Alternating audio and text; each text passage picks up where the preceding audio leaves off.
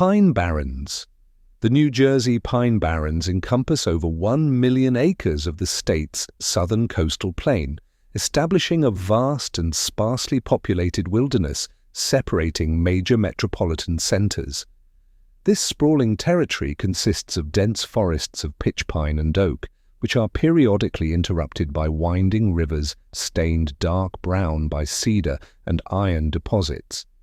Because of its immense size and forbidding terrain, the region remains largely undeveloped and preserves a profound sense of isolation from the modern world surrounding it.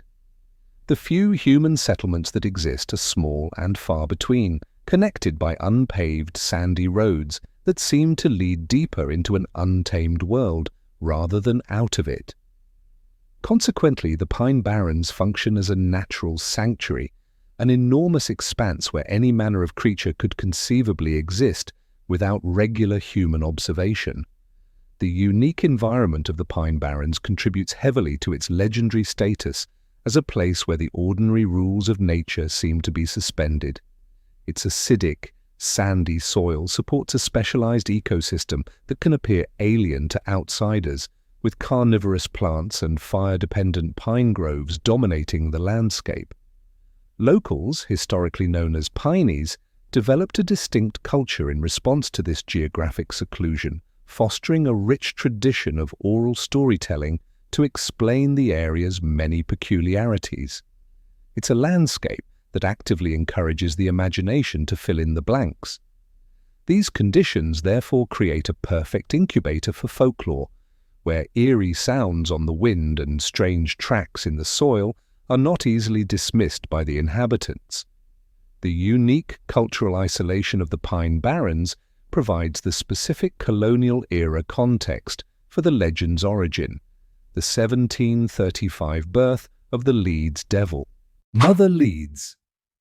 The origin of the Jersey Devil legend is specifically traced to the year 1735 and centers on a resident of the Pine Barrens named Jane Leeds, often identified in folklore as Mother Leeds. As the story is told, Leeds was already the mother of 12 children and, upon discovering she was pregnant for a 13th time, reacted with profound exhaustion and despair. The burden of raising another child in the harsh conditions of the era reportedly caused her to pronounce a curse upon her unborn infant. In a moment of frustration, she is said to have declared that she wanted the devil himself to take this 13th child, an exclamation that local law treats as a binding supernatural invocation. According to the foundational myth, the child is born during a violent storm, appearing at first as a seemingly normal infant. This detail is crucial as it suggests a transformation rather than a monstrous birth from the outset. Within moments of its delivery, however, the baby reportedly begins to change its form in front of its horrified mother and the assembled midwives. The legend describes the infant rapidly growing, sprouting leathery, bat-like wings from its back and its head elongating into a horse-like shape with horns. Its feet and hands contort into claws and hooves, and a forked tail emerges, completing its demonic transformation before it lets out an unearthly shriek. The creature then attacks its own family before smashing through the roof and escaping into the darkness of the surrounding Pine Barrens. This violent and dramatic escape from the Leeds household marks the creature's official entry into the world as a physical entity. Having established its terrifying nature, the newly freed monster begins to terrorize the isolated communities of southern New Jersey. The creature's dramatic origin story provides the framework for the initial wave of sightings and unexplained events that would cement its reputation. The 13th child. According to the enduring legend, the child of Jane Leeds is born on a stormy night in 1735, initially appearing as a perfectly healthy, normal human baby. The gathered midwives proceed with their duties, but within moments, a horrifying transformation begins to take place before their eyes. The infant's body reportedly starts to contort and expand at an unnatural rate, its skin toughening as its physical structure shifts into something monstrous. Its head elongates into a form resembling that of a horse or a goat, and two short horns begin to protrude from its forehead. This physical metamorphosis establishes the core visual identity of the creature that will haunt the region for centuries. The transformation continues as the child's back sprouts a pair of large, leathery wings, similar in structure to those of a bat, which it unfurls inside the small room. Its human hands and feet twist into sharp, vicious talons, while its eyes are said to ignite with a piercing, hellish red glow. Finally, a long, forked tail emerges, completing its grotesque new form and solidifying its demonic appearance. The consistency of these physical descriptions across different versions of the tale is a key reason for its endurance. The creature then punctuates its arrival with a high-pitched, terrifying screech that is said to have echoed for miles across the Pine Barrens, serving as a chilling announcement of its birth. Before anyone in the room can process the horrific event, the newly formed beast attacks its mother and the midwives, creating chaos and panic within the confines of the Leeds home. With its powerful new body, it then smashes a hole through the cottage ceiling and roof, launching itself into the stormy night sky and disappearing into the wilderness. This singular, terrifying event immediately gives rise to local panic, and the subsequent reports of livestock mutilations and eerie sounds solidify the creature's presence in the public consciousness for the next century. The chimney. Immediately upon completing its grotesque transformation, the creature unleashes its newfound power upon the terrified occupants of the Leeds home. It reportedly attacks its own mother and the midwives, creating a scene of pure chaos and horror within the confines of the small colonial cottage. The beast then unfurls its massive leathery wings for the first time, their immense span barely fitting inside the room and scraping against the wooden walls and low ceiling. Driven by a primal instinct, the creature bypasses the doors and windows, instead scrambling directly upward toward the hearth. With unnatural strength, it smashes its way up through the narrow flue of the chimney, breaking through to the outside world. The creature's violent escape into the stormy night serves as the legend's foundational event, marking its official release into the Pine Barrens. From that moment forward, for more than 2.5 centuries, the entity becomes a permanent fixture of local terror and folklore. The chimney escape is a potent symbolic detail, representing a perversion of the home and hearth.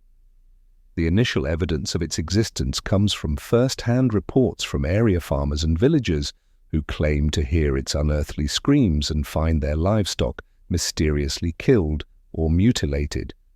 This pattern of destruction and fear solidifies its reputation as a malevolent force actively preying on the isolated communities of southern New Jersey. These early, sporadic reports firmly established the creature's presence in local folklore, setting the stage for more credible and high-profile encounters in the 19th century, including a reported sighting by Joseph Bonaparte, the elder brother of Napoleon. The Shrouds family.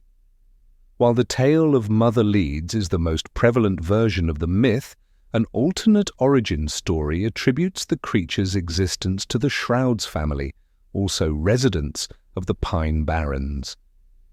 This competing narrative changes the catalyst for the curse from maternal despair to social and political betrayal, often setting the events during the turbulent era of the American Revolution. In this telling, a young woman from the Shrouds family enters into a romantic relationship with a British soldier, an act her community regards as a deep and unforgivable transgression. Her own family, appalled by her disloyalty, supposedly curses the young woman, ensuring her child will be born a monster as punishment for her actions.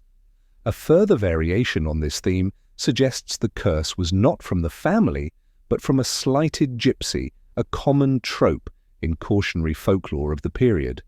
In this version, the young Shrouds girl refuses to offer food or aid to a traveling Romani woman, who then places a curse on her out of spite. The curse dictates that the girl's next child will be born as the devil himself, a direct consequence of her lack of charity. Both the Shrouds and Leeds narratives serve as cautionary tales, just focused on different perceived moral failings. Therefore, whether through betrayal or cruelty, the outcome is the same: the birth of a winged, screeching monster that escapes into the wilderness. The existence of these two primary origin stories demonstrates the legend's adaptability as it was passed down through generations in the isolated communities of southern New Jersey. Despite the different backstories, the physical description of the creature and its malevolent activities remain remarkably consistent across all versions. This foundation of local oral history sets the stage for the week of January 16th to 23rd, 1909, when hundreds of sightings across 2 states would transform the Jersey Devil from a regional ghost story into a national news event. Political devil. Historians offer a compelling, non-supernatural origin for the legend, tracing the name Leeds Devil back to a real historical figure named Daniel Leeds. Leeds was a prominent Quaker surveyor and almanac publisher in colonial New Jersey during the late 17th and early 18th centuries, whose work put him in direct competition with another publisher, Benjamin Franklin. Because Leeds incorporated astrological symbols and family crests into his popular publication, The American Almanac, Franklin launched a public smear campaign to discredit his rival's work. In the pages of his own Poor Richard's Almanac, Franklin began referring to his competitor's astrological interests as demonic, effectively branding Leeds himself as a servant of Satan and coining the term Leeds Devil as a political attack. This calculated character assassination proves remarkably effective, and over several decades, the derogatory nickname begins to take on a life of its own within the public consciousness. As the original context of the Franklin-Leeds business rivalry fades from memory, the evocative name persists in the oral traditions of the isolated Pine Barrens. It's a powerful example of how a political smear can escape its original frame and become a literal monster in the public imagination. The moniker becomes a convenient explanation for any strange occurrence, from unexplained livestock deaths to eerie sounds heard echoing through the swamps at night. Consequently, the metaphorical devil born from Franklin's print shop slowly transforms into the literal, hoofed and winged creature of local folklore. This forgotten political feud provides the raw material for the legend, establishing the Leeds Devil name long before any mass sightings were ever reported. This simmering legend, rooted in a colonial-era publishing rivalry, provides the necessary cultural framework for the mass hysteria of 1909. Joseph Bonaparte.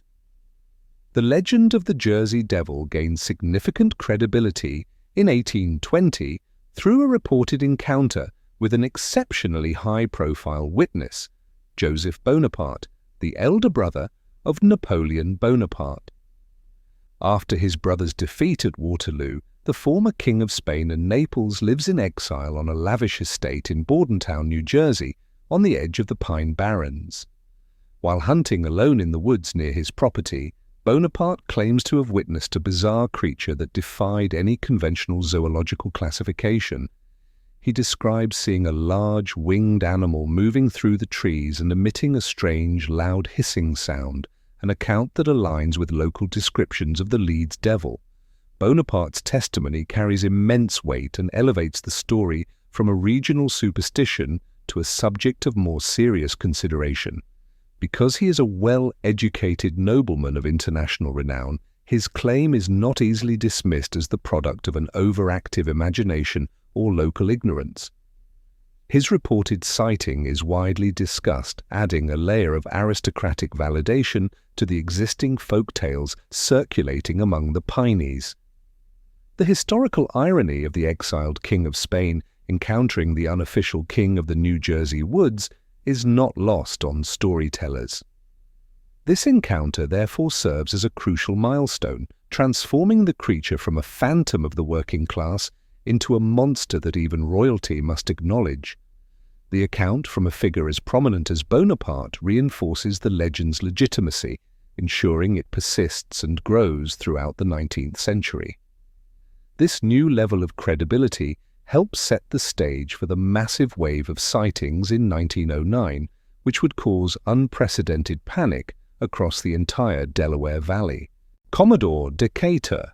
The legend receives another boost from a highly respected military figure, Commodore Stephen Decatur, a celebrated naval hero from the War of 1812. Sometime in the early 19th century, Decatur visits the Hanover Iron Works deep within the Pine Barrens to test the facility cannonballs for the United States Navy. While he and his men are supervising the firing range, they allegedly observe a strange winged creature flying low overhead, matching descriptions of the so-called Leeds Devil. In response to the bizarre sight, the Commodore reportedly orders one of his cannons aimed directly at the creature to test its substance and durability. His men successfully fire a cannonball that, by all accounts, scores a direct hit on the flying entity. According to the popular account of this event, the cannonball passes straight through the creature's body without leaving any visible mark or causing it any apparent harm. The entity simply continues its flight, unperturbed by the military-grade projectile, before disappearing back into the dense forest. This reported incident is crucial because it adds a new dimension to the legend. Not only is the creature real, but it is also seemingly invulnerable to even the most powerful human weaponry. The story reinforces the idea that this is a supernatural entity, not just an undiscovered animal. Decatur's encounter, alongside Bonaparte's, provides the legend with powerful testimonials from credible, high-status individuals outside the local populace. These notable 19th-century sightings by respected figures like Bonaparte and Decatur elevate the Jersey Devil from a regional folk tale to a more seriously considered phenomenon. The stories of its tangible yet indestructible nature spread far beyond the Pine Barrens, priming the public for the unprecedented wave of mass sightings in 1909. January 1909. The third week of January 1909 marks the single most significant period in the history of the legend, a 7-day span later dubbed the Phenomenal Week by regional newspapers. Beginning on Sunday, January 17th, and continuing through the 23rd, a massive wave of sightings transforms the Jersey Devil from a localized folktale into a tangible, widespread threat. The initial cluster of encounters occurs in towns across the Delaware Valley, including Woodbury, New Jersey, and Bristol, Pennsylvania, with dozens of citizens reporting strange, cloven-hoofed tracks in the snow. Over the next few days, more than 100 separate sightings are officially reported by witnesses across more than 30 different municipalities, indicating a scale of activity never before documented. This sudden, concentrated series of events creates a cascade of public fear that quickly escalates beyond the control of local authorities.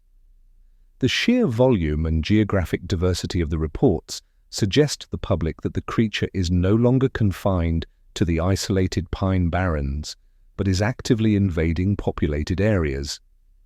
Eyewitness accounts pour in from police officers, postmen, business owners, and trolley car operators, lending the sightings a new level of credibility that was previously absent. The hysteria becomes so intense that schools in the region are forced to close, and factories report mass absenteeism as workers refuse to travel to their jobs in the dark. This widespread disruption of daily life is a clear indicator of genuine, widespread panic.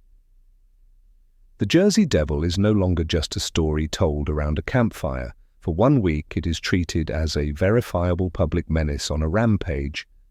The initial reports of mysterious tracks discovered on Sunday morning in Burlington and Bristol provide the first physical evidence of the week-long panic, setting the stage for direct encounters with the creature itself.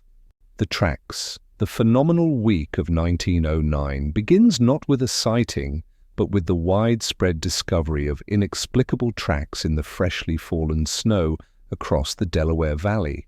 On the morning of Sunday, January 17th, residents in towns like Burlington, Bristol, and Woodbury awakened to find their properties marked by a continuous line of strange cloven hoof prints. These tracks follow seemingly impossible paths, leading directly up and over high fences without disturbing them, appearing on the snow-covered roofs of 3-story houses and cutting through narrow alleys. The prints defy all logic and the known behaviors of any local animal, as they appear to have been made by a creature that could walk, leap, and climb with equal ease. Consequently, these baffling discoveries provide the first tangible, physical evidence that a bizarre entity is actively moving through populated areas. As reports of identical tracks surface in dozens of other communities, the initial confusion quickly escalates into genuine alarm among the public. The sheer number of prints and their impossible trajectories convince even the most skeptical residents that this is not a simple prank or a misidentified animal. In response, organized posses of armed hunters and concerned citizens form in several towns, determined to follow the tracks and identify whatever is making them. These groups pursue the trails for miles through fields and forests, but in every single case, the hunt ends in frustration as the tracks abruptly stop in the middle of an open area, with no corresponding marks to indicate where the creature went. The abrupt vanishing of the tracks is as terrifying as their initial appearance. The widespread discovery of these inexplicable tracks provides the irrefutable physical proof that something unknown is stalking the region.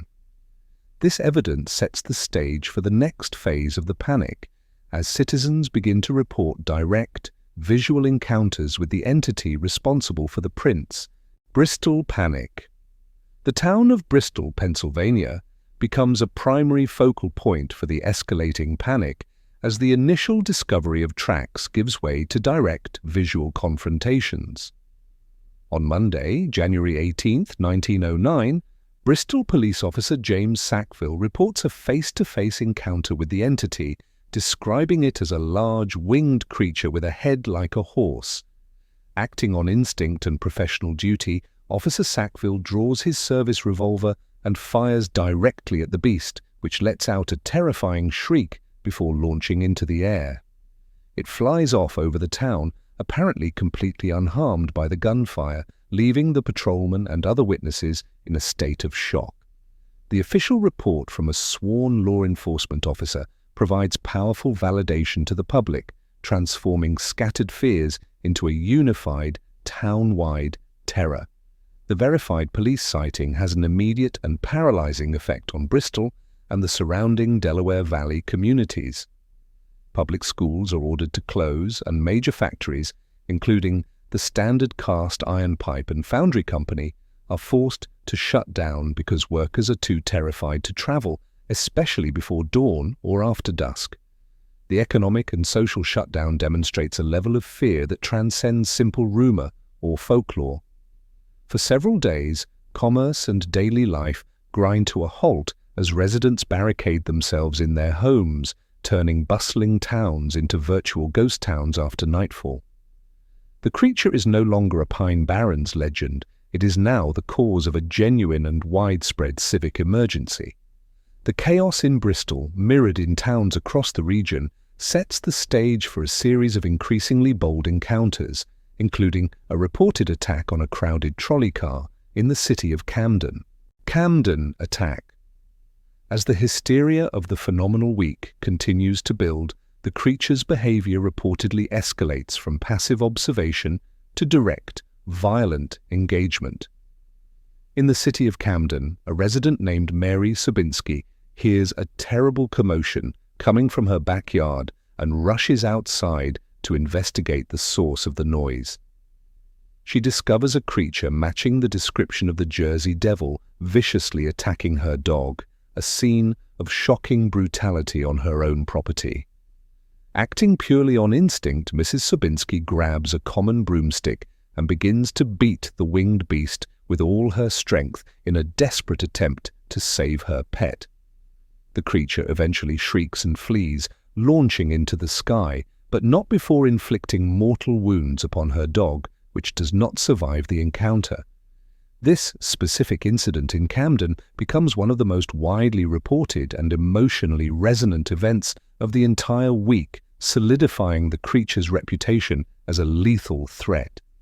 The story of a brave woman defending her pet from a monster with a simple household object provides a powerful, human-scale narrative that cuts through the more abstract fears of tracks and distant sightings. It demonstrates a shift in the perceived danger from a mysterious lurker to an active predator invading residential neighborhoods. Consequently, the attack on the Sobinsky dog elevates the public panic to a new level, proving that the entity is not just frightening to look at, but is also capable of tangible, deadly violence. This direct, fatal attack in a major urban center like Camden marks the peak of the creature's reported aggression, which in turn inspires both legitimate posies and a series of opportunistic hoaxes. The trolley car, perhaps the most public and widely corroborated encounter of the entire phenomenal week, occurs on Thursday, January 21st, involving a packed trolley car traveling through Haddon Heights. As the vehicle makes its run, passengers are thrown into a panic when a large, flying creature begins to buzz the car, swooping low alongside the windows. The entity then reportedly lands on the roof of the moving trolley, its claws scraping against the metal before it perches on the overhead electric wires. Dozens of terrified passengers and the trolley crew get a clear look at the beast, with many witnesses later providing a consistent description to newspapers, famously labeling it a winged kangaroo with a horse's head. This mass sighting in a public transit setting becomes one of the most sensational and credible reports of the entire week. The Haddon Heights trolley incident serves as a major turning point, as it provides a large collective group of witnesses who all corroborate the same unbelievable event.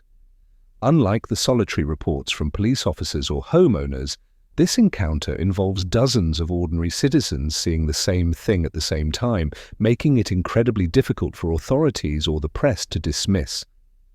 The scene inside the car is one of absolute chaos, with passengers screaming and diving for cover. Because the event is so public and involves so many people, newspapers across the region feature it as a headline story, which dramatically amplifies the ongoing panic. This high-profile encounter solidifies the creature's existence in the public mind, leading directly to a wave of opportunistic hoaxes designed to capitalize on the widespread fear. Philadelphia Zoo.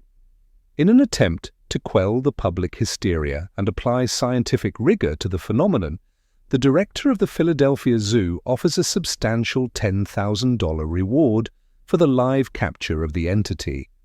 This massive bounty, a fortune in 1909, has the immediate and predictable effect of inspiring a wave of amateur hoaxes from opportunistic individuals across the region.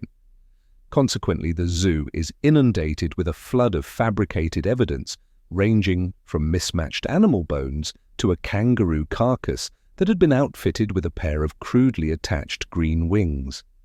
The sheer volume of fraudulent submissions demonstrates the powerful financial incentive created by the reward and the public's eagerness for a tangible resolution to the mystery. The zoo director also personally investigates the most widespread physical evidence, the bizarre cloven hoof prints that appeared in the snow across dozens of towns. After a careful examination, he confidently declares the tracks to be a deliberate and large-scale hoax, suggesting they were likely stamped into the snow with a custom-made tool. While his official explanation provides a rational answer for the mysterious prints, it completely fails to account for the more than 100 direct eyewitness sightings reported by credible individuals, including multiple police officers. His pronouncement dismisses the physical evidence but offers no comfort to those who claimed to have seen the creature itself. The official dismissal by the authorities does little to resolve the core mystery, therefore creating a perfect opportunity for enterprising showmen to capitalize on the public's continuing fear and fascination. The kangaroo hoax. Capitalizing on the public panic and the zoo's unclaimed reward, a Philadelphia-based showman and promoter named Norman Jeffries announces that he has successfully captured the Jersey Devil. He puts his alleged creature on display for a fee at the 9th and Arch Street Museum, drawing massive crowds of people who are desperate for a resolution to the week-long terror. Upon paying their admission, however, visitors discover that the exhibit is a blatant fraud, a live kangaroo that Jeffries had purchased and fitted with a pair of crudely glued-on bat-like wings. The public, having experienced a week of genuine fear and disruption, reacts with immediate and vocal fury at the cynical deception. The exposure of the hoax is swift and decisive, with Jeffries' own former associate, Jacob Hope, publicly revealing that he had sold the kangaroo to the promoter just days earlier. This confirmation of fraud deals a devastating blow to the perceived legitimacy of the entire 1909 phenomenon, offering a convenient, if inaccurate, explanation for the events. Because of this widely publicized stunt, many people begin to retroactively dismiss the hundreds of eyewitness accounts as nothing more than mass hysteria or part of an elaborate prank. The kangaroo hoax therefore successfully muddies the waters, making it far easier to write off the week's credible reports from police officers and other citizens. The public's deep-seated desire for an answer made them vulnerable to this kind of exploitation.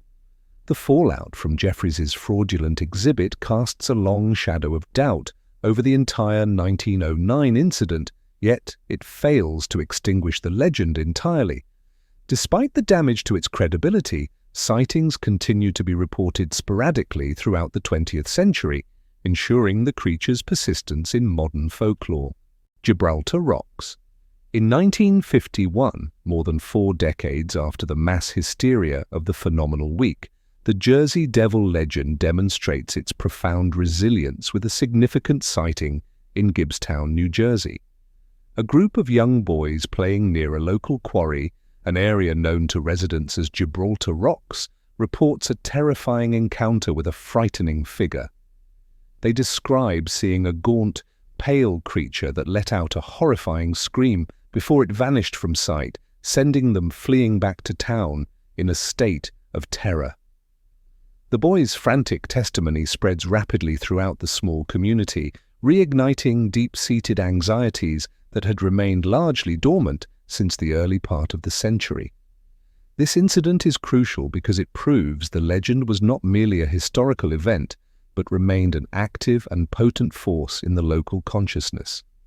The story told by the children causes an immediate and significant panic throughout Gibbstown, prompting many parents to forbid their children from playing outside, especially near the quarry. Local police respond to the public outcry by launching an official investigation of the Gibraltar Rocks area, but their thorough search yields no physical evidence of the creature, such as tracks or other physical traces. The lack of evidence, however, does little to calm a community primed by generations of folklore to accept such a possibility. Therefore, the 1951 Gibbstown sighting serves as a critical post-war data point, proving that the Jersey Devil legend had successfully survived the widespread skepticism that followed the hoaxes of 1909. It confirms that the story was not solely dependent on newspaper sensationalism, but was deeply embedded in the region's cultural identity. This mid-century resurgence of public fear demonstrates the legend's enduring power, which eventually contributes to its official adoption as a piece of state identity and a modern cultural touchstone. State Demon.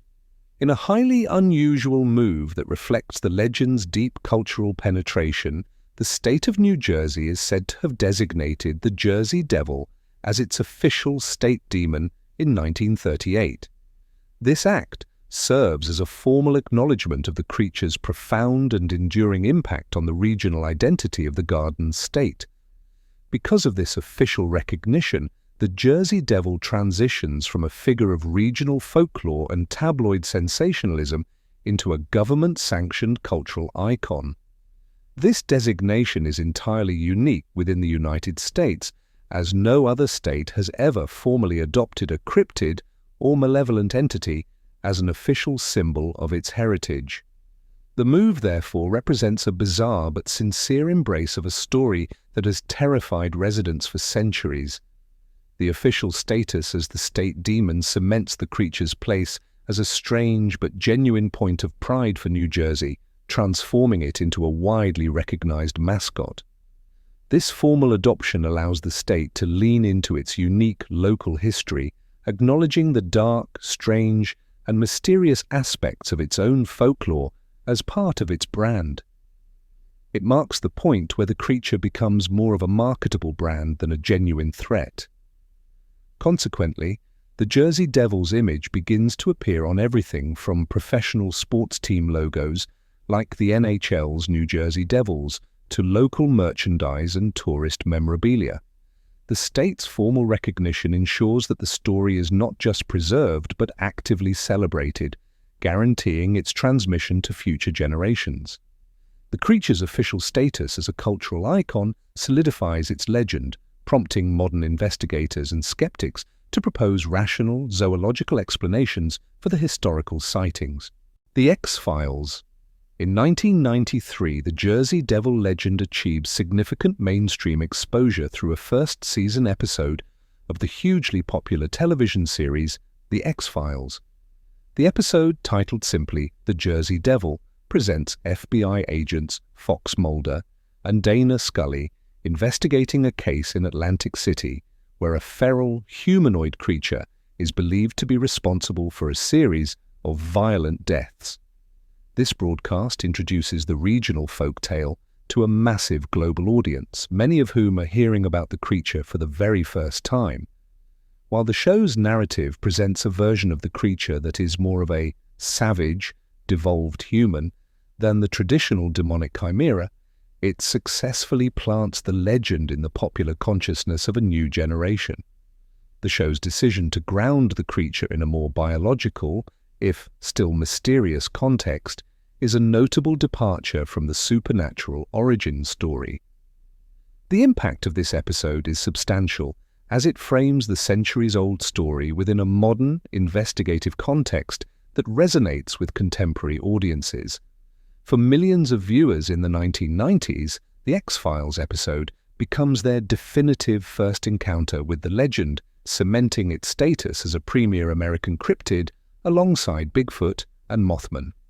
The show's serious tone and procedural format lend a new layer of perceived legitimacy to the story, recasting it from a historical superstition into a plausible paranormal mystery. Because of this widespread cultural touchstone, interest in the Jersey Devil surges, prompting a new wave of articles, books, and internet discussions dedicated to solving the enduring puzzle. This pop culture revival solidifies the creature's place in modern mythology, prompting renewed efforts from skeptics and scientists to provide a definitive zoological explanation for the historical phenomenon. Galloway Township. In October of 2015, the legend of the Jersey Devil forcefully enters the digital age due to an encounter reported by a man named Dave Black in Galloway Township. While driving home from his job, Black witnesses a large winged creature flying over the tree line of a local golf course that he cannot identify as any known animal. He successfully captures approximately 6 seconds of video footage on his phone before the entity moves out of his line of sight. The resulting clip, though shaky and brief, clearly depicts a dark figure with large, flapping wings moving through the sky, providing the first piece of modern video evidence associated with the legend. Immediately after Dave Black shares his video online, it goes viral, quickly accumulating millions of views and sparking coverage from major news outlets around the world. The footage effectively ignites a new wave of fear and fascination, introducing the legend to a global audience through the instantly shareable format of social media. Because it presents tangible, moving image evidence, the clip reinvigorates the debate surrounding the creature's existence in a way that still photos of tracks or historical anecdotes never could. In the digital age, a 6-second clip can generate more discussion than centuries of oral history. The viral event demonstrates the legend's powerful ability to adapt and persist well into the 21st century. This viral video footage reinvigorates the public's belief in a supernatural creature, yet scientific investigators continue to point toward a specific, known animal as the likely culprit behind the centuries of sightings. The warning. Even today, residents living near the vast New Jersey pine barrens continue to report hearing a distinct and unsettling sound emanating from the deep woods at night. This auditory phenomenon is consistently described as a high-pitched, piercing scream that seems to blend the qualities of a human shriek with an unnatural, animalistic cry. Within the local folklore, this specific sound is widely interpreted not merely as the call of a monster, but as a direct supernatural warning of an impending disaster or tragedy. This belief transforms the creature from a simple cryptid into a prophetic entity, its presence deeply intertwined with the fate of the surrounding communities. This enduring tradition of listening for the scream ensures that the creature remains a relevant and active force in the region's psyche. This modern interpretation of the creature's cry ensures its survival, shifting its role from a physical aggressor to a mysterious, atmospheric harbinger. The legend persists that on a cold, quiet night, those who listen carefully enough can still hear the wail echoing from the heart of the million-acre forest. It's a legend that demands participation, asking you not just to believe, but to listen. This powerful oral tradition provides a direct experiential connection to the centuries-old story, keeping the fear and the mystery alive for each new generation. From its origins in colonial-era politics and folklore to its status as a modern cultural icon, the Jersey Devil persists as one of America's most resilient and unsettling legends, a creature defined as much by what is heard as by what is seen.